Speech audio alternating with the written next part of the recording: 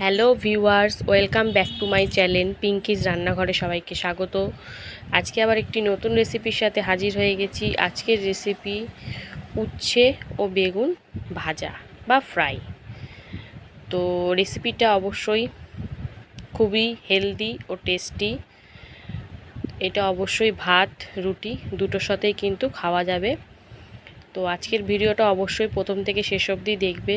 দেখে ভালো লাগলে অবশ্যই লাইক করবে, কমেন্ট করবে, সকলের সাথে শেয়ার করবে। এরকম নতুন নতুন রেসিপি পেতে অবশ্যই আমার চ্যানেলটা সাবস্ক্রাইব করে নেবে। তো চলো শুরু করে দিই আজকের রান্না। তো প্রথমেই আমি উচ্ছে আর কুমড়োগুলো ধুয়ে নিয়েছি। দেখো, এবারে এগুলোকে লম্বা লম্বা করে কেটে নিতে হবে। তো চলো এগুলোকে এবারে কেটে নেব। দেখো, উচ্ছেগুলো দানা ফেলে কেটে নিয়েছি, সাথে বেগুনগুলো কেটে নিয়েছি।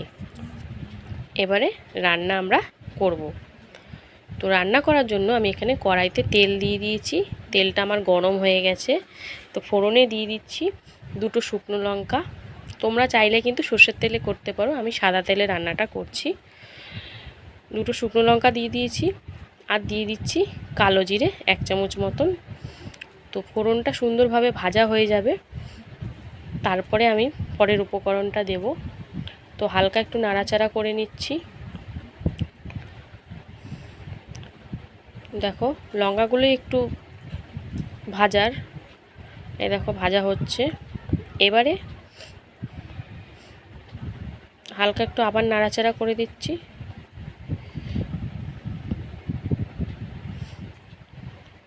এবারে দিয়ে দিচ্ছি এতে পেঁয়াজ কুচি। দুটো মিডিয়াম সাইজের পেঁয়াজ আমি লম্বা লম্বা করে করে কেটে কুচি কুচি করে নিয়েছি। তো পেঁয়াজ দিয়ে দিলাম, দিয়ে ভালো করে নাড়াচাড়া দিয়ে এবার পেঁয়াজটা 3 থেকে 4 মিনিট মতন একটু ভেজে নেব। গ্যাসের ফ্লেমটা কিন্তু লো থেকে মিডিয়ামে করা আছে। তো পেঁয়াজটা ভাজা হতে একটু সময় দেব।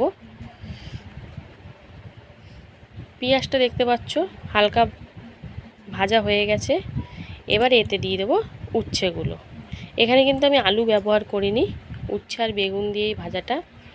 তো উচ্ছেটা দেওয়ার পর ভালো করে নাড়াচাড়া করে রান্না করছি। যারা সুগার পেশেন্ট তারা কিন্তু এই রেসিপিটা ট্রাই করতে পারো, ভালো লাগবে। তো ভালো করে নাড়াচাড়া করে নিলাম। এবার দিয়ে দিচ্ছি দুটো কাঁচা লঙ্কা, যে যেমন ঝাল খাও সে সেরকমভাবেই খাবে। দিয়ে দিচ্ছি লম্বা লম্বা করে কেটে রাখা বেগুনগুলো। বেগুন আর উচ্ছের কম্বিনেশনটাও কিন্তু খুব ভালো। যারা কোনো দিন ট্রাই করনি তারা অবশ্যই একবার ট্রাই করবে, খুব ভাল লাগবে গরম ভাত বা রুটির সাথে। তো বেগুনটা দেওয়ার পর এবারে আমি এতে দিয়ে দিচ্ছি স্বাদ অনুযায়ী নুন। নুনটা বুঝে শুনেই দিতে হবে, বেগুন যেহেতু রান্না করতে করতে মজে যায় বা কমে যায়। দিয়ে দিচ্ছি হলুদ গুঁড়ো, তো সেই বুঝেই কিন্তু নুনটা দেবে। নুন আর হলুদ দেওয়ার পর ভালো করে নাড়াচাড়া করে নিচ্ছি। একদম সিম্পল রান্না, কোনো রকম মশলাপাতির ব্যবহার নেই এতে। ঢাকা দিয়ে 5 মিনিট মতন রান্নাটা করব, লো থেকে মিডিয়ামেই আছে। এই দেখো, নুনটা দেওয়ার পর হালকা একটু জল জল ভাব বেরিয়েছে। তো ভালো করে নাড়াচাড়া দিয়েই আবার ঢাকা দিয়ে আবার 5 মিনিট রান্না করব লো ফ্লেমে। দেখতেই পাচ্ছ, এটা কিন্তু ঢাকা দিয়ে দিয়ে আর একটু সময় নিয়ে করতে হবে। সময় নিয়ে না করলে কিন্তু জিনিসটা পুড়ে যাবে আর ভেতরটাও কিন্তু শক্ত শক্ত কাঁচা কাঁচা থাকবে, সেই জন্য একটু সময় নিয়ে করতে হবে। তো আমি এরকম 2-1 মিনিট পর পরই কিন্তু নেড়ে দিচ্ছি বারবার করে।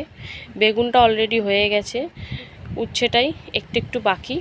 তো সেটা নাড়তে নাড়তে, আর গ্যাসের ফ্লেমটা লোতে রাখলে কিন্তু রান্নাটা খুব সুন্দরভাবে হয়, সেদ্ধও হয়ে যায় আর পুড়েও যায় না নিচ থেকে।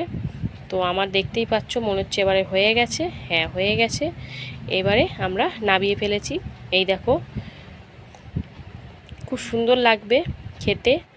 আর যারা ডায়াবেটিস সুগার আছে তারাও কিন্তু খেতে পারো, আর এমনি মানুষও কিন্তু খেতে পারে, সবাই খেতে পারবে, বাচ্চা থেকে বড়। তো আজকের ভিডিওটা যদি ভালো লাগে অবশ্যই লাইক করবে, কমেন্ট করবে, সকলের সাথে শেয়ার করবে। আর এরকম নতুন নতুন রেসিপি পেতে অবশ্যই আমার চ্যানেলটা সাবস্ক্রাইব করে নেবে। আজকের মতন টাটা, আবার চলে আসবো অন্য কোনো দিন অন্য একটি নতুন রেসিপির সাথে।